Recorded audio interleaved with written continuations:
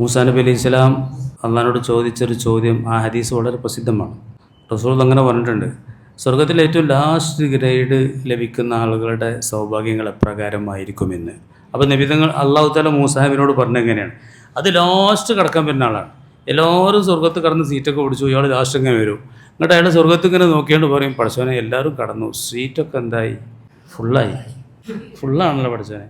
അപ്പോൾ ഇയാളോട് അള്ളാഹു തആല ചോദിക്കലാണ്, അതർല അൻ യകൂന ലക മിസ്ലുമ ലിമലിക്കി മിൻ മുലൂക്കി ദുനിയ, ദുനിയാവിലെ ഒരു രാജാവിനുള്ള അത്ര രാജകീയ സൗകര്യങ്ങളൊക്കെ പാടാൻ എനിക്കുണ്ടായ എനിക്ക് തൃപ്തിയാവുമെന്ന്. നമ്മൾക്ക് രാജാക്കന്മാരെയും പാലസൊക്കെ കേൾക്കുക എന്നല്ലാതെ നമ്മൾ കണ്ടിട്ടില്ല.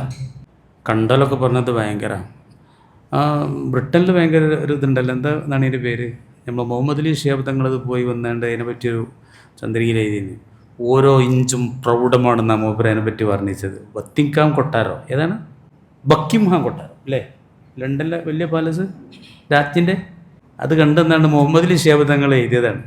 ഓരോ ഇഞ്ചും പ്രൗഢമാണെന്ന്. നമ്മളൊന്നും കണ്ടിട്ടില്ല.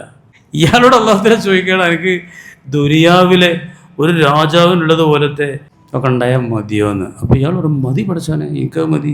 അപ്പോൾ എന്താ പറയുക, എന്നാൽ ലക്ക ദാലിക എനിക്ക് അതുണ്ട്, ഒമിസ്ലു അത്രയും കൂടി ഉണ്ട്, ഒമിസ്ലു 5 വട്ടം പറയും അത്രയും കൂടെ ഉണ്ടെന്ന്. അപ്പോൾ ഒത്തിരി ഇയാൾക്ക് ക്ഷമ കെട്ടു, റളീതു മതി എന്ന് ഇയാൾ. അള്ളാഹ് പറയാം അതിൻ്റെ 10 ഇരട്ടിയും കൂടി ഉണ്ട്. അപ്പം മൂസാ നബി അള്ളാഹിനോട് ചോദിച്ചു, അപ്പം സ്വർഗത്തിലെ ഏറ്റവും ടോപ്പ് അവസ്ഥ ഉള്ളവർ എങ്ങനെയാണ് പഠിച്ചതെന്ന്. ഇതിപ്പോൾ താഴെ കടള്ളവനാണ്. അള്ളാഹു തആല പറഞ്ഞെന്താ അറിയോ, അത് ഞാൻ എൻ്റെ കൈകൊണ്ട് തന്നെ അവർക്ക് വേണ്ടി നട്ടതും മുളപ്പിച്ചതുമായ ചില പ്രത്യേകമായ സൗകര്യങ്ങളാണ്. ഒരു കണ്ണും കാണാത്തതും ഒരു കാതും കേൾക്കാത്തതും ഒരു മനസ്സുകൊണ്ടും സങ്കല്പിക്കാനാവാത്തതുമായ സൗഭാഗ്യങ്ങളാണ്.